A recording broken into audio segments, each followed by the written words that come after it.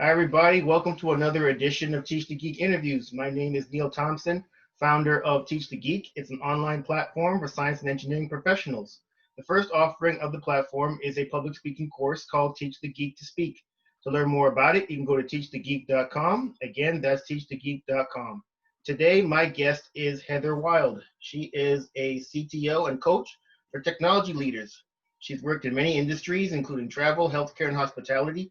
She's also an author, having written for Forbes and Inc. And I'm really interested to learn more about her work, her speaking, and the work she does in promoting STEM education in schools, especially that part.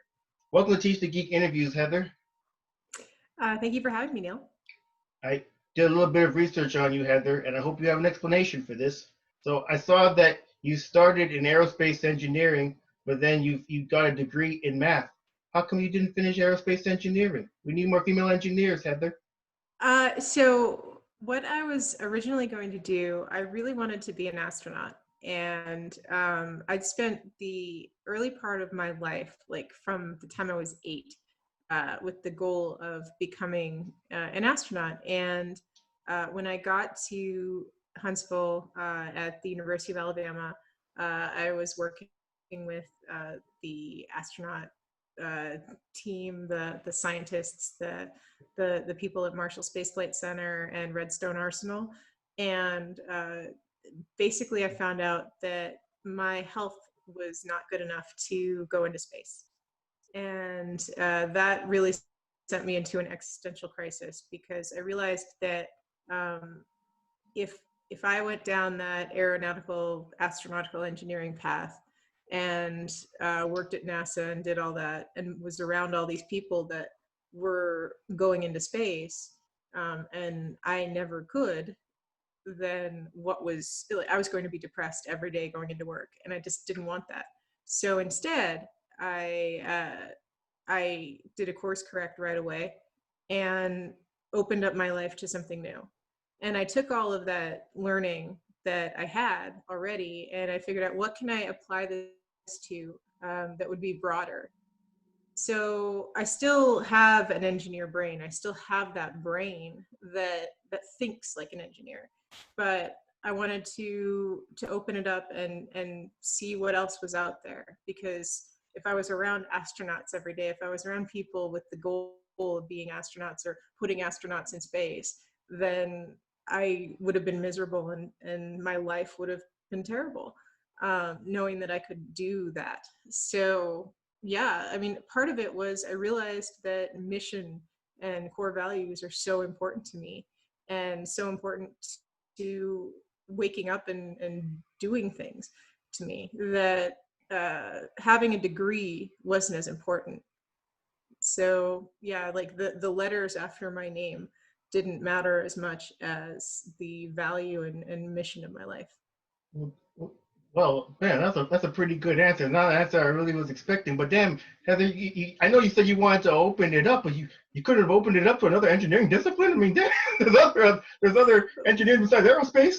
Right, I understand that, and I already knew how to program computers. I already knew how to program microprocessors. I already knew I already had all that learning, and like I've been doing that for a long time. So like I'm an autodidact. So pretty much everything I start to learn, I go down that path, I learn it. So, but what I didn't know at that point was how to create. So, I mean, if you give me a book on quantum physics, I'll learn the theories that somebody else has created. But what I didn't know at that point was, like, how do they come up with those theories in the first place? So that's why I got a BA in math, like the how do you create new maths degree. Like, and I mean, studying Euclid from the beginning, studying Ptolemy from the beginning, Copernicus, and all of these great thinkers, and studying Greek to learn them in the original. Like, I remember the day that, like having learned enough Greek to go up and study Pythagoras, and like actually translating in the moment the Pythagorean theorem. Like, I didn't even realize I was doing the Pythagorean theorem until I was on the board and translating it. And then suddenly I had a square with another square and another square and another square. And finally, I actually understood for the first time, like I really understood from inside of me what the Pythagorean theorem meant. Because I'd just been doing like the calculation and plugging it in my entire life, but I didn't realize it. And I didn't feel it inside of me until that moment. And math came alive. I see. Well, I mean, I cannot relate to this at all, Heather. I was much more interested. I'll just plug and play, man. Just give me the formula. I don't need to know the Greek. But that's the thing. Like, I was always plug and play. I was always like, I just want to get, and I hated teachers that wanted me to show the work. Because I was always like, I have the answer. Why do I need to show the work? And I was that person that was like, I can finish this in 2 seconds because I have the formula in my head. Here's the answer. And I never had scratch paper at all. And so I was always the one in my class. Like, I mean, I was at college at 16 because I was just quick. Like, I annoyed all the kids in school because, like, as soon as they gave me a paper, before the teacher even finished passing it out, I already had it done and it was already on the teacher's desk, so I could like go back to the computer lab and be working out there. So I mean, school was just a stepping stone for me to get to the next thing. But it wasn't until I got my liberal arts degree, like, and I was going through that I actually started to love learning. Yeah. If I was in school with you, I would have been annoyed with you as well. I couldn't stand those type of kids that think came to them so easy. And it's just, I can't stand you people. I work so damn hard. My sister was so annoyed with me all the time because she would spend hours every night reading the books, trying to figure things out. And I just never understood it. My brother and I, we would just be like, whatever, like, we were happy. Like, we realized that if we didn't have to work, then we could get a B+ or an A- or whatever and like coast through. And like, if we did even like a modicum of work, then we would like get A+. So we're just like, well, I mean, we're happy with a B+ or an A- or even an A, and like we're doing well. And she would struggle for every A. And yeah, and but when I got to my next level, like when I started over again, like I finally was like, I want to study. I want to understand what these things are. And now I have this love of finding out where things come from, finding out how things work that I never had before. And now when I go into schools and I teach people, I especially love to go into like the 6th grade level, and teach kids that their favorite superheroes, for example, like all of that technology exists now. So like, what is it that you love about the Flash? What is it that you love? They all love Cisco Ramirez. They all love Cisco. And so like, what is it that they love about him? Because they can, all of the technology that he uses to create like suits for the superheroes exists now. And all they have to do is ask the right questions, and then they can find out the origin of the that suit or that those sneakers or that thing, and then they can create it themselves. Yeah, that is kind of cool. And for your sister's sake, I hope that she's exponentially better at you and your brother than other things, as opposed to just school. Yes. Yeah. So I also I mentioned in the intro that you do CTO work, but people don't just come out of school as CTOs. What type of work did you do to get to the CTO role? I have done a lot of work along the way. The first job that I actually did right out of college, I was a flight attendant for 9 months while I'd gotten hired as in a game company, but they couldn't. The job wasn't for 9 months, so I had 9 months to do something. And Wait, hold on. So you had said before that you didn't want to work at NASA because you didn't want to be exposed to people that are astronauts. But why couldn't you just work for an airline? So I didn't like the same things about why I can't go into space. I can't be a pilot either. So, but I wouldn't want to be around the people that like I don't want to be around the people that can do the things that I can't do. It makes me sad. But you were a flight attendant. You were around the pilots. But I was just so I was marrying a pilot. Oh. That which is a little bit different. Like, I mean, if I'm going to work every day with these people, that's one thing. But a pilot is only a pilot for a few days a month, and then there's something else. And the last thing a pilot wants to do when they come home is fly, because they're so tired and annoyed at flying. So being married to a pilot is much different. But I still wanted, like, I still had this love of learning, and I wanted to understand what my marriage was going to be like. So I took the job as the flight attendant to learn what his life was going to be like when he wasn't home with me. And that was probably the most important job that I had at that time in my life. And it set up my career from then on, because it was like, as a flight attendant or any hospitality job, really, like any frontline hospitality job, you have instant managerial skills. You get instant customer service. And I mean, there's only you're stuck with these people for 4 hours. You have just your crew and no one else, and you have to rely on each other to be able to handle whatever situation comes up.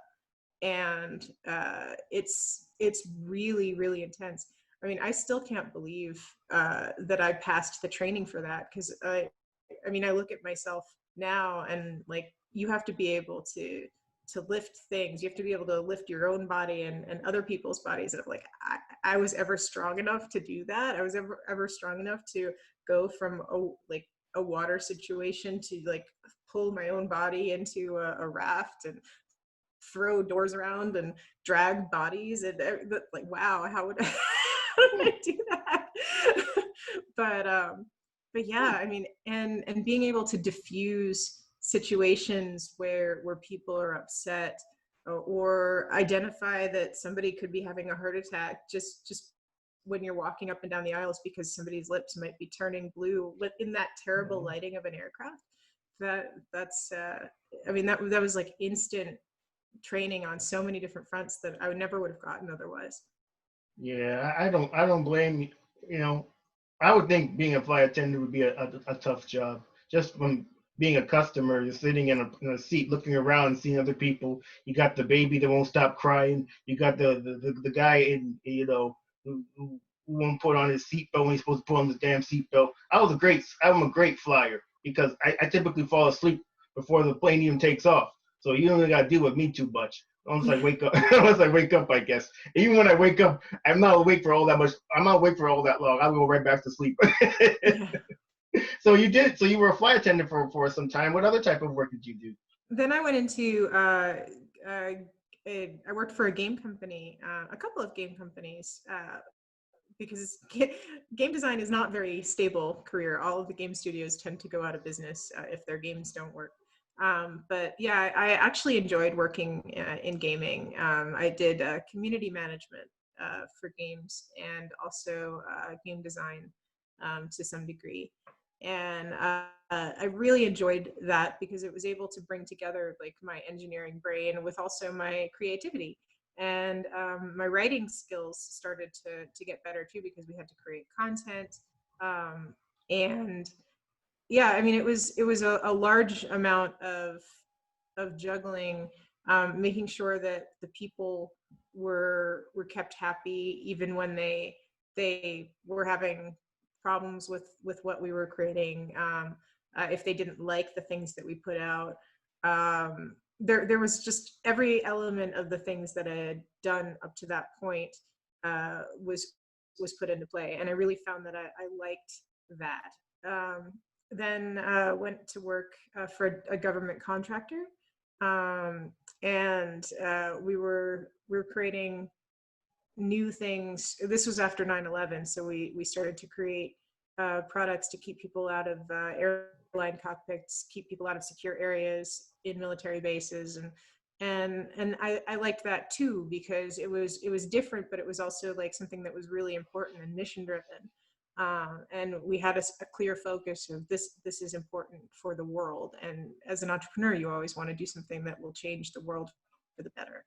And that was what we were doing. And then the next thing that I did was work for Evernote.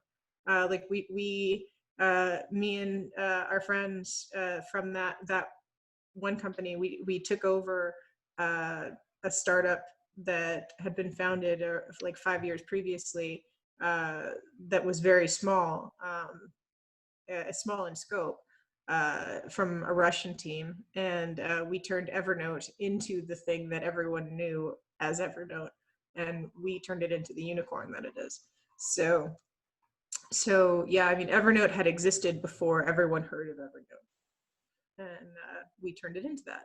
And then after that, I've been I helped to found a consulting firm that I've been working at, and we do various projects that no one's ever heard of, but are really important to infrastructure and governments around the world.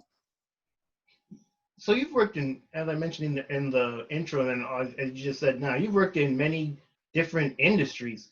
Was it difficult transitioning from industry to industry? Because I often get the sense that when it comes to working, leaving one job and trying to go to another one, people kind of want you to have the same background that they want in their job. So I worked in medical devices, and if someone worked in medical devices as an engineer wants to get a job in biotech as an engineer, you would think it might be easy because they're both FDA regulated industries, but it actually can be quite difficult because the biotech company would want you to have biotech experience. So how were you able to navigate those transitions?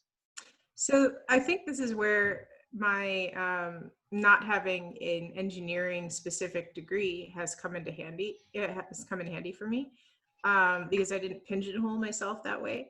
Uh, but it can be difficult if I mean, the main thing is that you just need to know how to market yourself. So when somebody says, oh, well, I want you to have this kind of experience, you can say, well, I've worked on this type of project that is similar to. And so all you have to do is have an answer that they can then sell to the person that is doing the hiring. I mean, they just need an answer that will work when they write it down, and then they're trying to approve you for the hire. And I know that because one of the many things that I've done is HR. Like I've hired a lot of people, and if you pigeonhole yourself, if you're somebody that like can't say, oh yeah, well, I've only done this. And when somebody comes to say, well, you've only done this, how can you do this job?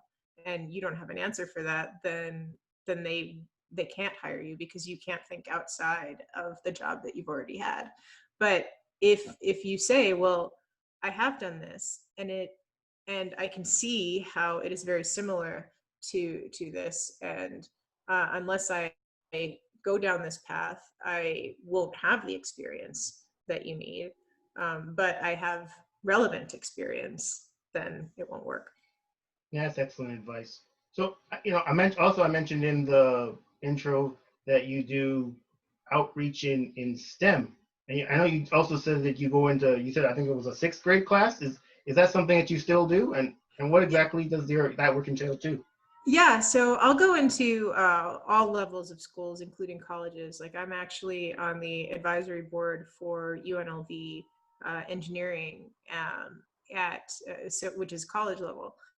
But I one of the things I enjoy most is going into the K-12s and being able to talk to the kids. And like I said, the sixth, 7th, and 8th graders are the level where they're still deciding if STEM is important to them or not, or if they want to get into sports or makeup and boys and girls and So like if you can get in there and tell them like, hey, yeah, like dating is cool and all, but like so is this. then like you can capture them before they have that STEM drop off around 13. And it's, I mean, it's fun to go in there and explain to them like, yeah, like civic engineering is awesome because like you get to grow up and be Gru from Minions. like like it's, I mean, you can be in charge of the entire city and send minions out and screw people up while they're driving to work. Or you can go out and I mean, like, so you just have to tie it to their favorite characters, like good or bad. Like, oh, do you like Paw Patrol? Like, you can be all of this, and there is a cartoon character or a TV character or something for every type of engineering, and you just have to, like, depending on their grade level, tie it to that, and then they're like, oh my god, I understand that. That's my favorite thing. And then once they start thinking that way, then it's always in their Wow, you teach some very interesting lessons to the children, Heather. Hopefully, oh, and hopefully, out of curiosity, do you do any kind of tracking to see if these kids actually do end up sticking with STEM? Yeah, I mean, because I go back like every year and I'll do like the same classes. Like, so the sixth graders one year are the seventh graders the next year, and so on and so forth. So, like, I'll see who's still, like, who's now in the drone class or who's now in whatever. And, like, eh, thankfully, we don't have too much of a drop off. Like, one of my favorite things that we have the first robotics program here. And we have a huge first robotics program in town. And I mean, I would say that between like that and Cyber Patriot, there's a lot of kids that are involved in those programs. And we have, I mean, and because we have the finals, I think, for Cyber Patriot here each year, not this year, obviously, but it's it, it becomes even more interesting for the kids to be part of it because they know how big of a deal it is. I mean, it's like the American Ninja Warrior of hacking.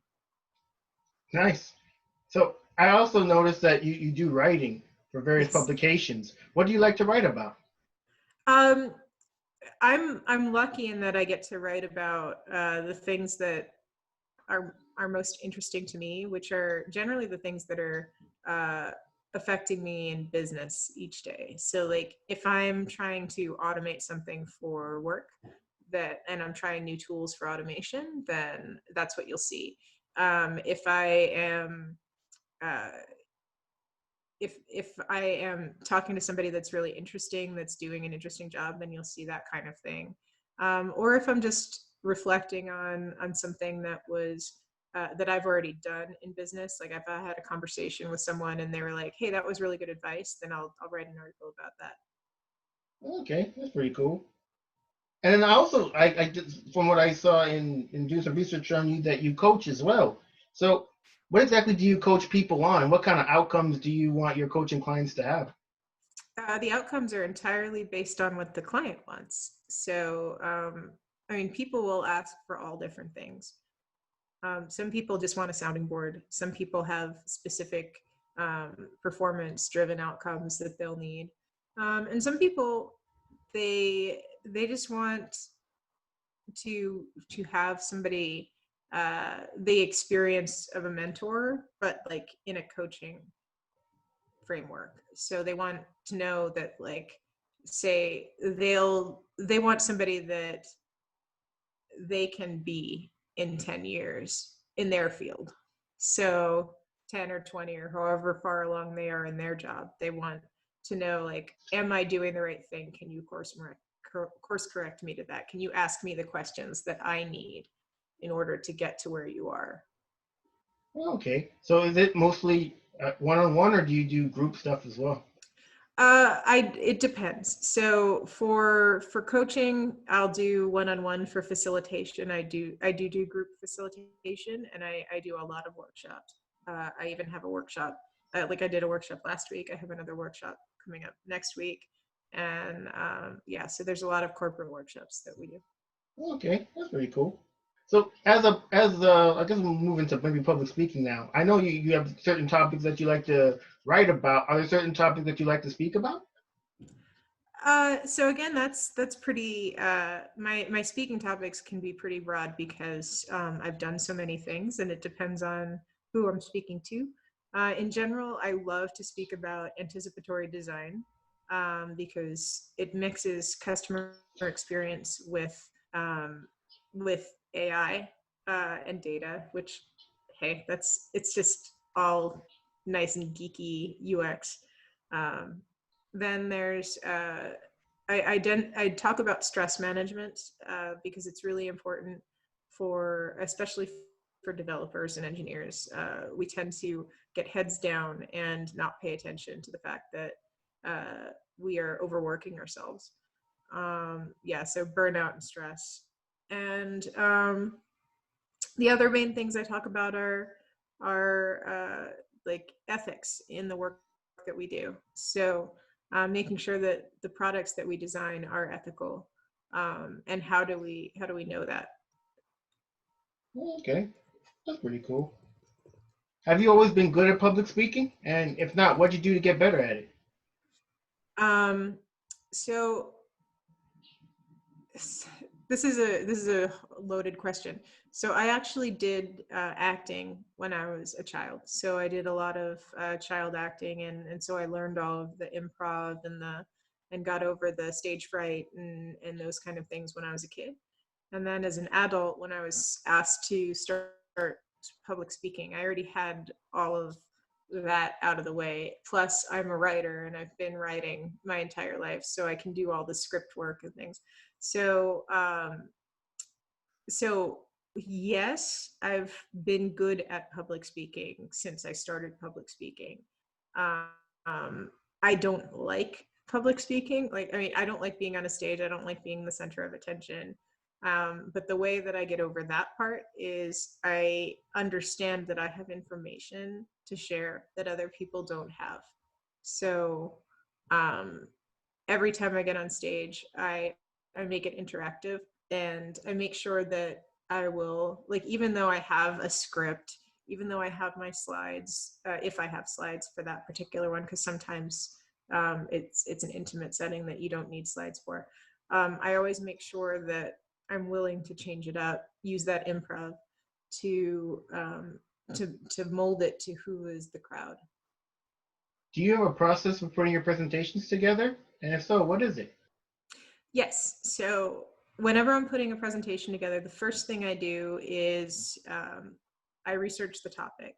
I will not speak on something that I don't already know about and know enough about that I could speak for it for 10 times the amount of time that my slot is for. And I truly mean that. So like if it isn't something that I already know, like really know, then I'm not getting on stage. So if it is a 5-minute lightning talk, then I better know 50 minutes of material about it, and so on. So if it's a 3-day workshop, then that better be something that I am an expert in. Then I will write an outline. Like I'll do, uh, I'll put a PowerPoint deck together with just like a few words on each slide until I'm sure that like this is and I'll play around with the order to see if that's what order I want them to be in, and then I'll fill in the slides based on um, like what more information do I need on those slides, and then I'll get pictures for each slide to start telling the story, and then I'll start writing the script and the notes there so that I don't have to transfer anything from another document. I'm working completely in the deck the whole time. Then yeah, and then depending on what level of talk it is, like if it's a TED talk, then I'll start recording it, like recording myself on camera talking back and forth so I can memorize it.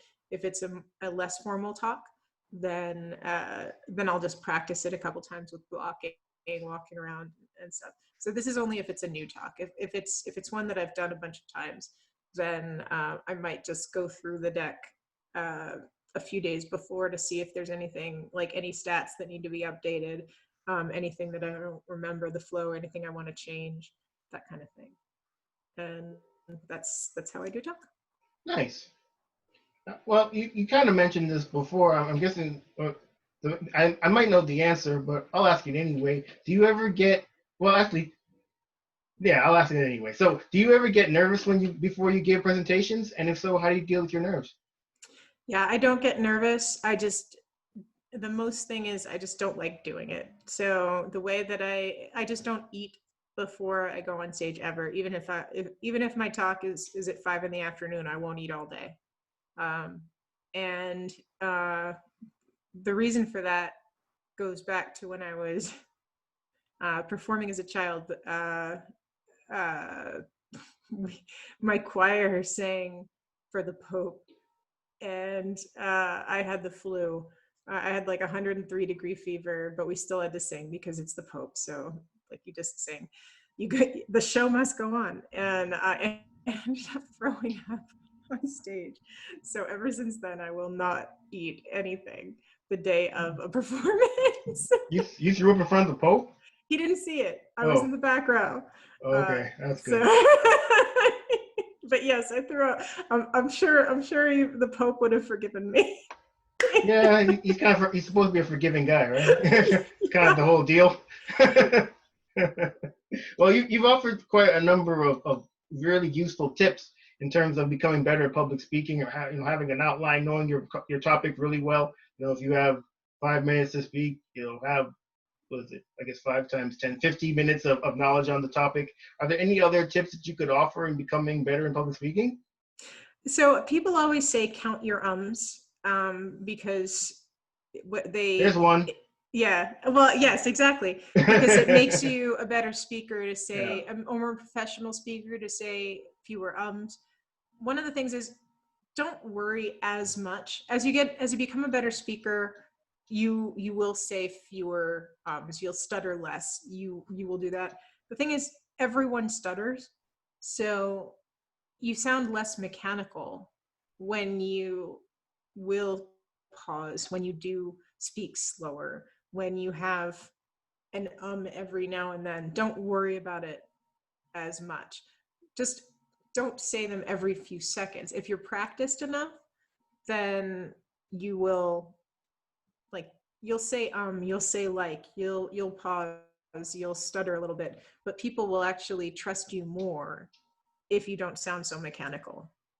Now, if you're doing a TED Talk, you cannot have any of that. You have to be exactly polished. You have to be perfect. If you're doing like a keynote that's on a major stage, again, you have to be perfectly polished.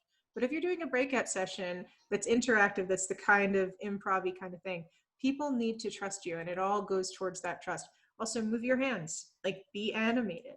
The more animated you are, the more people will trust you. But don't be like flailing your arms in a weird way, because people aren't going to trust that. They're going to think that you're doing it just to do it. Right. So just be as natural and not stiff as you can. All right, wonderful. Well, this has been an education, learning more about you, Heather. Thanks again for being here. How can people get in touch with you? So I am Heather Wilde on pretty much every social media that you can find, and my website is heatherwilde.com. Wonderful. Well, everybody, that marks the end of another edition of Teach the Geek interviews. My name is Neil Thompson, founder of Teach the Geek. It's an online platform for science and engineering professionals. The first offering is Teach the Geek to Speak. It's a public speaking course. Check it out at teachthegeek.com. Again, that's teachthegeek.com. Until next time, take care and stay safe. Thanks, Heather. Thank you, Neil. Have a great day. You too.